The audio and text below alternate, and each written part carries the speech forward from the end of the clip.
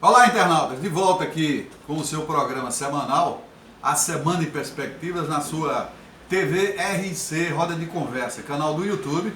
Nós estamos aqui sob o patrocínio do Kombuchá. Como chama o Kombuchá? Não pode fazer, não. Pode fazer, esse canal é nosso. Então, Vita Kombuchá, Vita Kombuchá. Né? O de hibisco está delicioso, já que o patrocinador esqueceu de mandar o produto.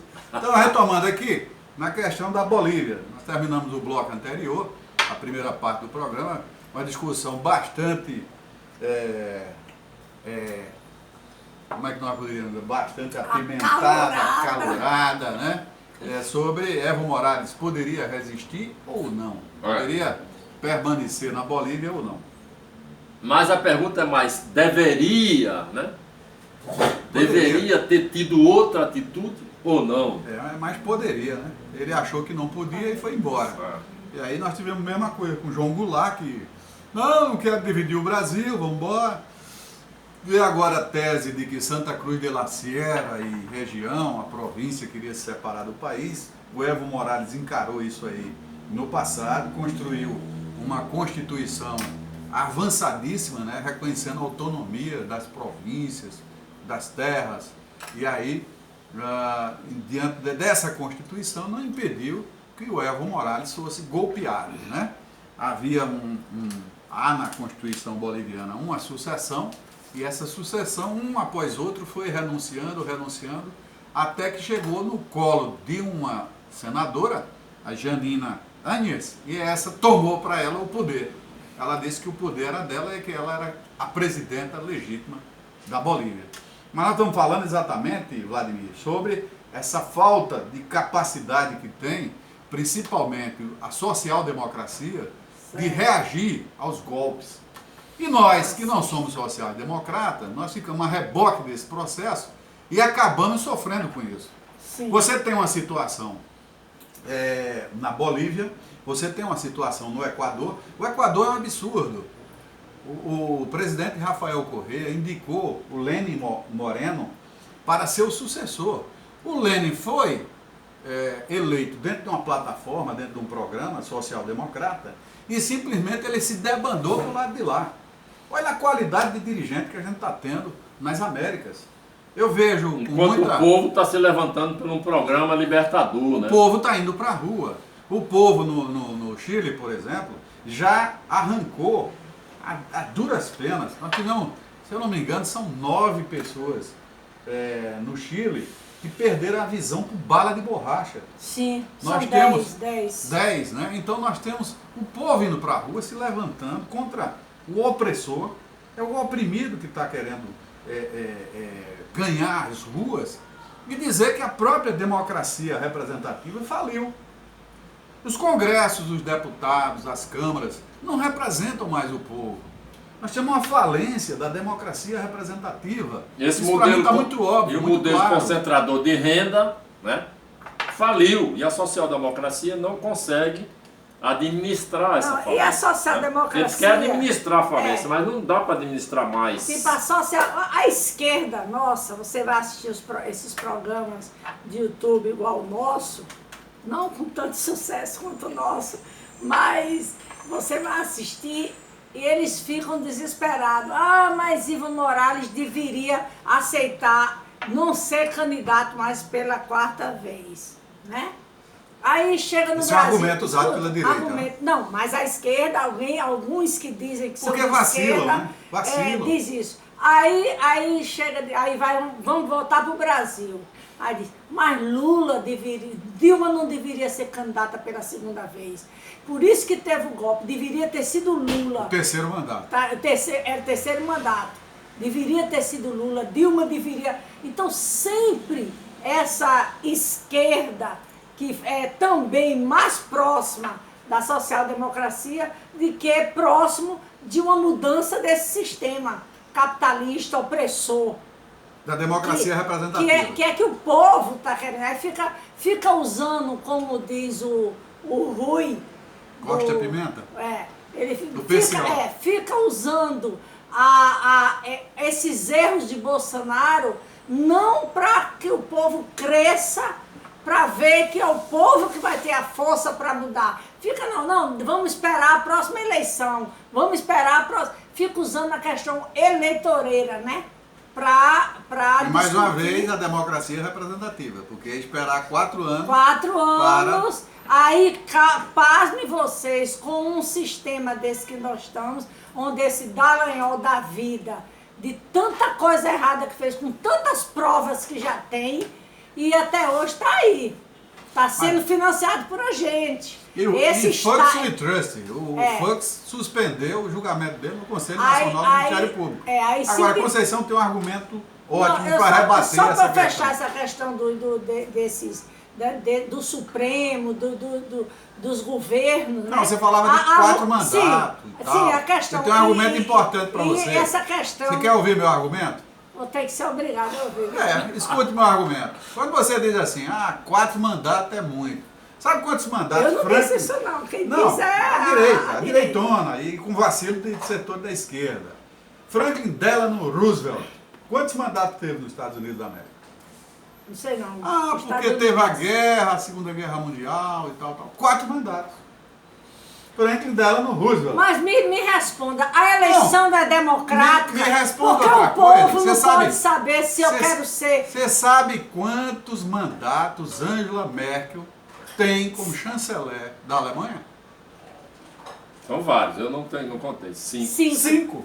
Aí eu pergunto a 5 você, mandatos que ela está no poder. se nós... Não, a Margarida Thatcher... Dá licença. A dama de ferro. A dama de ferro. Acho que foi mais do que 5. Agora eu vou ter que brigar aqui para vocês. Se a gente fica querendo arranjar uma narrativa que agrada a direita, a gente não vai ter nunca, porque a direita sempre vai ter a narrativa para prejudicar um pouco do avanço, não é nem do socialismo, um pouco de avanço de partidos mais democráticos. E é isso, é muito... Se a eleição é democrática, qual o problema se o povo elege uma pessoa, um presidente 3, 4, 5, 6 vezes? Qual o problema? Não é democrático? Então a eleição não é democrática.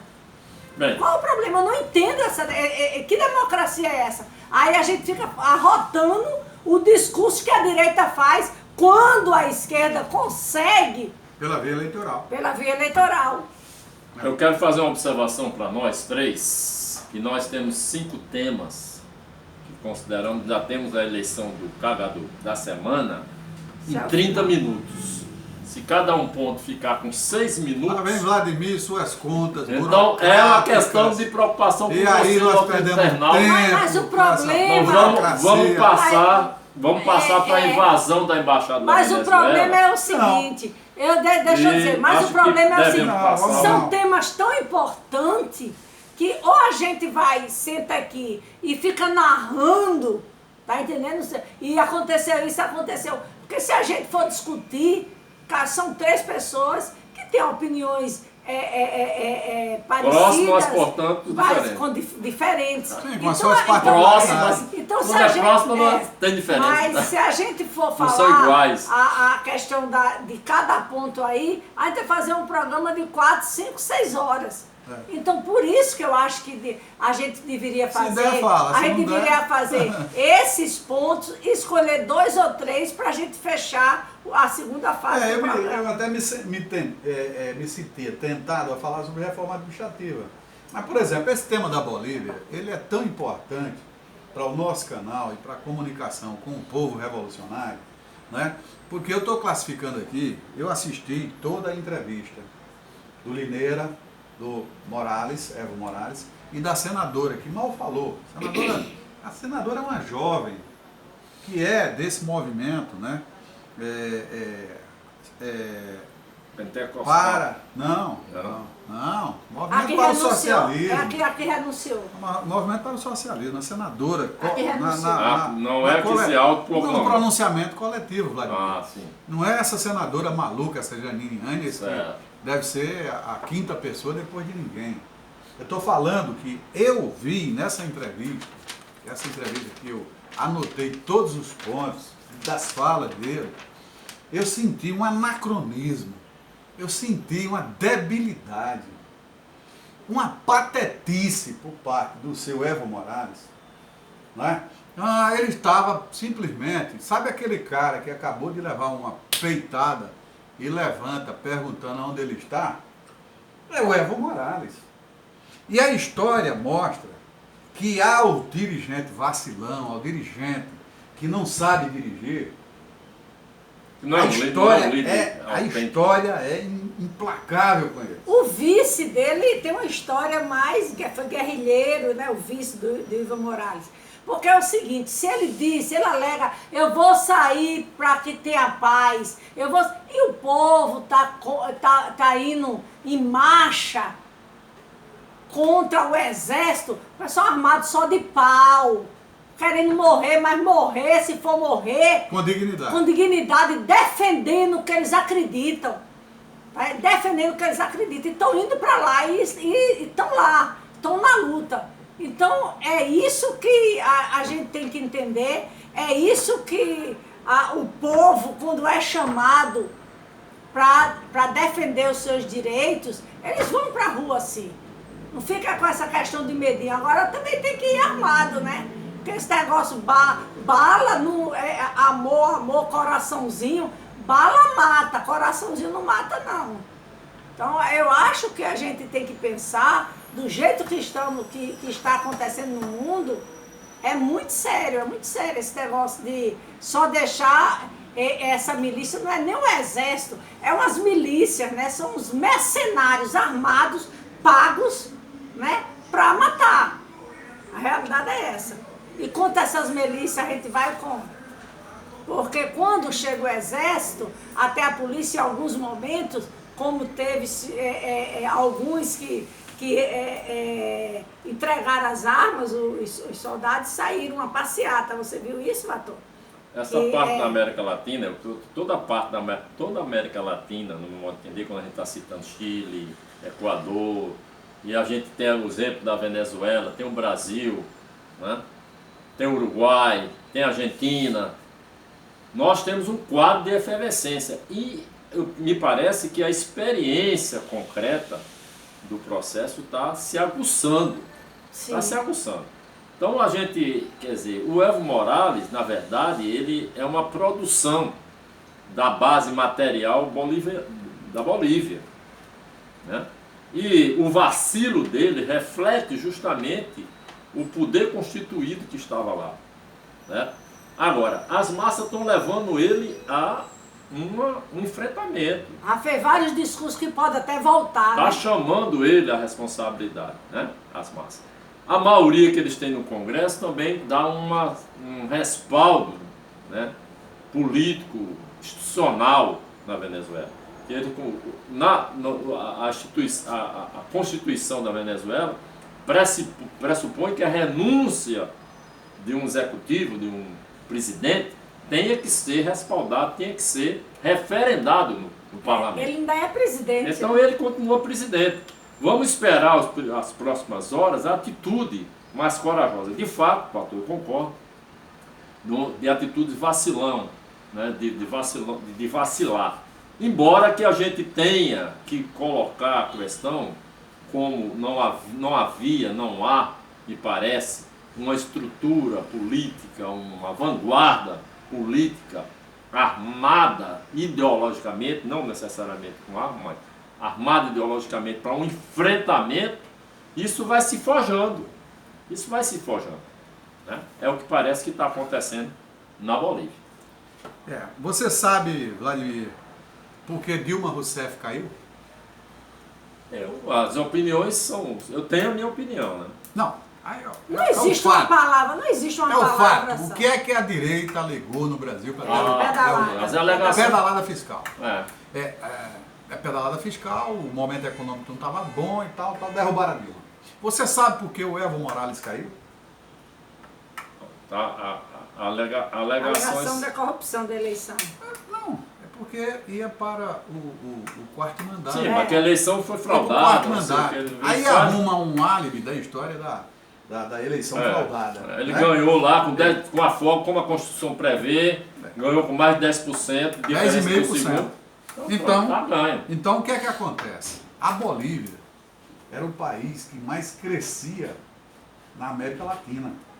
a uma média de 4,7% ao ano, quase 5% ao ano.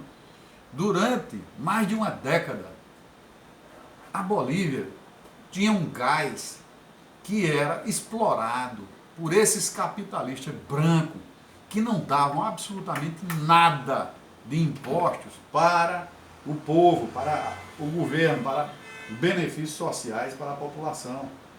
O Evo Morales estatizou esse gás. Vocês lembram muito bem da crise entre Brasil e Bolívia, que era na época do governo Lula. O governo Lula sentou para negociar com o Evo Morales. Sabe o que é que queria o empresariado da Paulista? Que nós fizéssemos uma guerra contra o governo de Evo Morales. E era uma questão de correção de preço só. Era correção de preço porque eles eram beneficiados lá na Avenida Paulista com o gás da Bolívia, pagando por preços irrisórios, que ia para o bolso dessa gente branca que está lá na Bolívia, mandando na Bolívia. A situação da Bolívia na época, antes de Evo Morales, era um verdadeiro apartheid social. A política que se tinha na África do Sul era uma política que se tinha na Bolívia. Então a Bolívia cresceu a quase 5% ao ano. A Bolívia sabe quanto tinha de miseráveis, de pessoas vivendo em condições subhumanas? 35%. Sabe para quanto foi, Vladimir? Para 15%. Uma melhor São avanços sociais extraordinários tempo, né, daquele país que dentro de uma certa... Embora, né, o movimento ao socialismo, né, como é a corrente política, o partido de Evo Morales, movimento ao socialismo, seja absolutamente cumpridor das leis de uma Constituição que foi feita, foi amplamente discutida e que teve a participação indígena nessa Constituição. Sim. Né, e que evitou de que os brancos criassem um novo país na região de Santa Cruz de la Sierra. Santa Cruz de la Sierra, antes de Evo Morales, tinha 3 prédios, 3 edifícios. Sabe quanto é que tem hoje? Mais de 100. Então a pujança econômica, a Bolívia era um oásis. Se fala do Chile, você lembra que falam do Chile como modelo econômico? Deixa eu falar um pouco aqui. O Chile é um modelo de desigualdade social. E aprofundamento, né? De grande concentração de renda que deu. Com tudo o que você falou aí, isso levanta uma preocupação que a esquerda brasileira tem que abrir os olhos. Tem que abrir os olhos. Porque, como você disse, a Dilma foi impeachmentada, né, pela questão da pedalada. Não importa, eles queriam tirar a esquerda. E agora o Evo Morales, ao contrário, só crescendo. E eles usaram o motivo para tirar o Evo Morales. Não tem, o mundo está dividido em 2. Por mais que queiram dizer, ou você está de um lado ou de outro, não existe meio termo, tá entendendo? Não existe meio termo. O meu termo são esses tidos que se chama centrão, mas nem centrão são, tenta enganar o povo que são centrão. Então, essa política burguesa, esse sistema selvagem capitalista, esquerda, nós nunca vamos agradar esse povo.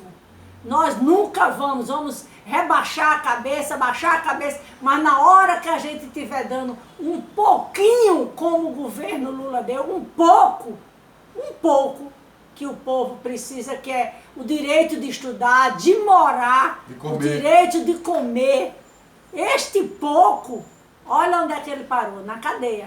E aí aproveitar, Conceição, que aí nós estamos em outro episódio importante na semana, que é essa invasão da embaixada da Venezuela. Acho que a gente lá na Bolívia, quando o golpe começou a ser costurado, a ser construído, eles invadiram várias embaixadas de países progressistas. Invadiram a embaixada de Cuba, da própria Venezuela, até chegar a invasão e a tomada do poder. E é uma coisa séria, né, Vator? Porque existe um acordo internacional que aquela região ali é considerada território venezuelano. Isso é uma convenção. Né? É uma convenção. Convenção E se o Brasil botar os venezuelanos para fora e não aceitar mais, ele tem a obrigação de garantir a vida e a segurança de todos até o aeroporto para ir embora.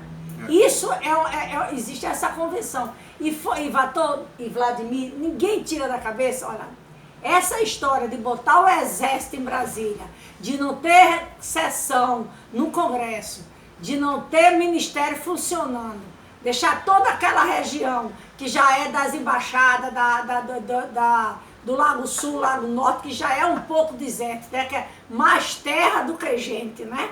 Então já deixar aquilo deserto, e ver o pessoal do Rotary Club, né? E teve reuniões com o vice-presidente, o Mourão. Dentro do palácio. Às 6 horas da manhã foram no palácio avisar que iam avisar. O Jaburu, né? Lá no Jaburu. Só que eles não imaginavam que teria os deputados de plantão que foram lá e fizeram o início de um bacurau. Expulsa de toda maneira, empurrando, batendo, expulsa. Isso é que nós temos que fazer.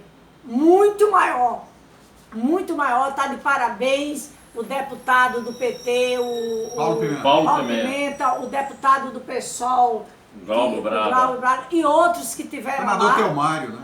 Sim, outros que tiveram lá, fazendo respeitar, né, esse acordo internacional e o apoio à Venezuela. Todos nós estamos apoiando parabenizando esses companheiros que estiveram lá defendendo e botando para fora essa milícia, que é uma milícia que foi invadir. E não tenho dúvida que essa milícia foi apoiada por Bolsonaro, tá entendendo? Bolsonaro e esse vice, que é um capacho também de Bolsonaro. Eu quero realçar a pauta que a gente traçou. Eu acho que devemos, embora que com toda a relevância que tem a Bolívia, nós não devemos deixar de focar os outros pontos que foram Sim, porque esses pontos agora, Vladimir, vai desembocar na história do BRICS, né? Mas só que o que a gente precisa entender é que o tempo não para. A gente tem 14 minutos só. Então, continua correndo. Está correndo. Então a invasão da embaixada da Venezuela foi um fato importante, que eu vou tratar aqui rapidamente das minhas opiniões em relação ao que aconteceu também nesse mesmo momento, nesse mesmo período, que foi o encontro dos BRICS, né?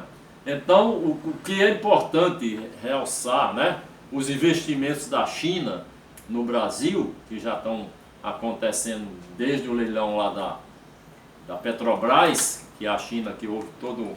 Antes disso, né, Vladimir?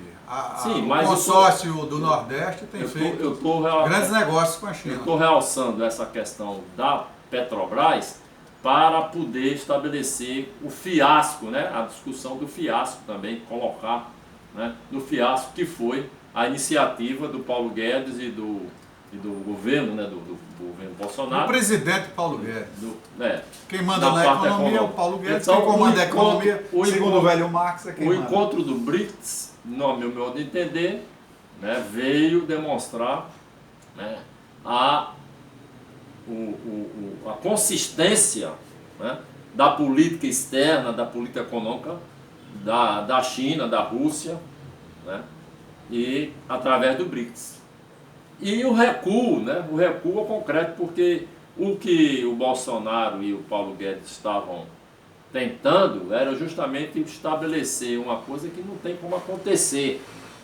Eles estavam querendo fazer uma exclusividade, né, de relações comerciais com os Estados Unidos. Quando os Estados Unidos é concorrente com o Brasil em muitas questões, inclusive no agronegócio. Inclusive no agronegócio que 61,61%. Que a Rússia, que a China, né, que a Índia são grandes consumidores, né, o Oriente Médio, são grandes consumidores dos produtos brasileiros, né? 61,61% da nossa balança comercial. Grandes consumidores de carne, né, grandes consumidores, né, de produtos, enfim, do agronegócio. Então, a desmoralização do governo Bolsonaro cada vez mais contundente, fica cada vez mais contundente. Acho que a gente tem que dar um destaque específico a isso. E a desmoralização nessa questão da invasão da Embaixada da Venezuela foi muito mais contundente. Primeiro, porque o governo da Venezuela, o Maduro, continua desenvolvendo uma política de resistência, as questões econômicas. E com grandes relações econômicas com o BRICS. E com grandes relações com a China, com a Rússia. Né? Então, quer dizer, consolidada essa relação. E também, você está falando do BRICS, foi a primeira reunião do BRICS que aconteceu no Brasil, que não foi convidado todos os países latino-americanos da região. Porque o que foi na Fortaleza teve a Argentina, todos foram. O Mercosul, né? Foi chamado. Não, foi o Mercosul foi chamado para participar da reunião do BRICS. Mas o Bolsonaro está destruindo o Mercosul. Né? Mas agora ele dá marcha ré. Aí eu vou. Mas eu acho que essa marcha ré tem a ver com a questão do assassinato de Marielle. Eu vou fechando aqui a minha participação, falando sobre essa casa Marielle. Né? Quer dizer, também aconteceu. Mas antes de passar para o caso Marielle, não, vou dar uma opinião, porque se você for para Marielle. Na matemática não vai dar tempo. Então, concretamente. Então, objetivamente, eu quero já externar a minha opinião, passando a palavra para você e para a Conceição, né? Um pouco a minha opinião sobre o caso Marielle Franco. O que aconteceu concretamente é que está ficando cada vez mais difícil, né? Porque se a gente for fazer uma retrospectiva, a gente vai ver as N's tentativas, as N's ações que a família Bolsonaro está fazendo para encobertar já há muitos meses que eles vêm fazendo, escondendo o Queiroz, fazendo todo tipo de situação para esconder todas as falcatruas que eles estão. E nesse caso do assassinato da Marielle, eles estão fazendo intervenções cada vez mais grotescas que demonstram um comprometimento, um envolvimento direto. Está mais de que patente que a família Bolsonaro está envolvida no crime, ou por omissão, ou por mandar execução. Ainda não ficou provado, mas está mais de que provado de que eles estão objetivamente. É só você, meu amigo, minha amiga, fazer uma leitura. Você mesmo bolsonarista vai ver o quanto o Bolsonaro e a família dele, os filhos, estão agindo no sentido de colocar barreira, de impedir investigação, de dificultar, né, análise de provas, de fazer acontecer nesse sentido. Então, eu quero aqui me despedir, praticamente eu acho que não vamos mais ter mais tempo, e já dar um abraço a todos e a todas, né, nesse sábado, aqui no seu RC Rádio Conversa, mais uma vez. E de amanhã nós vamos estar também, né, representado com a Conceição e demais membros que vão à caravana de Lula Livre. O processo de resistência, de luta no Brasil se intensifica, porque a gente nem falou do Chile, aqui que o Chile está em efervescência. Ontem à noite caminhões de carros do exército sendo tocado fogo. Então há uma revolta, há uma mobilização geral, né? E ao nível do Brasil nós vamos ter no Festival Lula Livre amanhã em Recife uma versão dessa resistência, dessa mobilização. Então fica com a gente, faz o like, faz o sinal e com vocês dois aí. Não, vocês vão falar o que vocês quiserem. Eu só quero falar essa questão da morte de Marielle, esse assassinato de Marielle. Só quero falar duas coisas, porque parece que o pessoal está ainda dopado ainda com a droga da mamadeira de piroca e do kit gay, né? Porque parece que não continua sem raciocinar. Quando diz que o porteiro mentiu, por que o porteiro ia mentir se Marielle não tinha sido morta ainda? Me explique. O porteiro mentiu, mas não tinha morte. A Marielle não estava morta. Qual a motivação? Qual a motivação? Aí diz lá que a jornalista disse que Bolsonaro estava passando mal e já tinha ido para o Rio de Janeiro. Isso às 12h40. 12h08. Aí essa jornalista mentiu. Por que ela mentiu se Marielle não estava morta? Porque tanta gente mentiu. Eu queria saber isso. Tanta gente mentiu. Para quê? Qual o objetivo de mentir se Marielle não estava morta, né? Aí é uma das coisas que me assusta. Me assusta, não do medo, quando eu tenho medo, esse negócio de ter medo, o fascismo sempre usou essa questão do medo, sempre. E a gente não tem que ter medo, não. Tem medo, tem que ir pra rua, tem que gritar, e se vir algum bolsominion gritando, eu grito mais alto ainda. Tem que dar 2 tá minutos entendendo? para vapor, senão ele não fica sem nenhum E Vladimir tem o costume de atrapalhar quando ele está falando. Não, eu Outra tô coisa sendo- que me Eu impressiona, não quero organizar essa promotora que renunciou. Ela era promotora que estava no caso Marielle, fez a campanha de Bolsonaro, fez a campanha do deputado que quebrou a placa de Marielle. O Silveira. Enquanto não denunciasse que essa bolsominha criminosa era a promotora que estava no caso Agora de deu Marielle. 2 minutos para Tá vapor, senão entendendo? ele vai ficar sem nada. Ela... É, porque... Caraca, eu vou terminar. Se você permitir, eu termino. Tá entendendo? Tá no caso de Marielle. Vou terminar. Tá bom, Conceição. Vai Pede meio uma agora. salsicha. senão Dá 2 vai- minutos para vapor. Fica senão quieta, vai ficar sem Conceição. nada. Olha, é o E seguinte, daí, primeiro você o fica sem BRICS. nada? Não, mas Qual o tá. problema? O BRICS, Mas qual o o problema? BRICS, eu vejo que há uma nova direção por parte do governo brasileiro. Eles descobriram que o Trump corre o risco de ser impeachmentado. Eles descobriram que o Trump deu 2 coices no Bolsonaro. Um a partir da aceitação na OCDE, né? E a segunda não recepcionando a carne in natura do Brasil. O Brasil é tecnologicamente muito mais avançado que os Estados Unidos e mesmo assim eles alegaram barreiras fitossanitárias para não receber a carne in natura do Brasil. Então não é aquele parceiro que eles esperavam ter. Por outro lado, um correspondente nosso lá no encontro dos BRICS, né, o Walter Santos, me dizia: é todo mundo no BRICS com um pires na mão, procurando, querendo dinheiro da China. A China construiu um capital imenso. É a grande reserva de capital hoje do mundo. É o primeiro credor da dívida estadunidense. Todos os títulos da dívida pública norte-americana dos Estados Unidos foi comprado e adquirido pela China. O Brasil ainda é o terceiro. Então, isso faz da China uma potência econômica. Estavam todos lá. Tanto é que a China está anunciando 100 bilhões, né, de investimentos no Brasil. Mais do que isso, né, você tem aí esse sujeito completamente despreparado para governar o Brasil, que acaba tendo que engolir de goela abaixo que a China é comunista e que a China é o grande parceiro comercial do Brasil.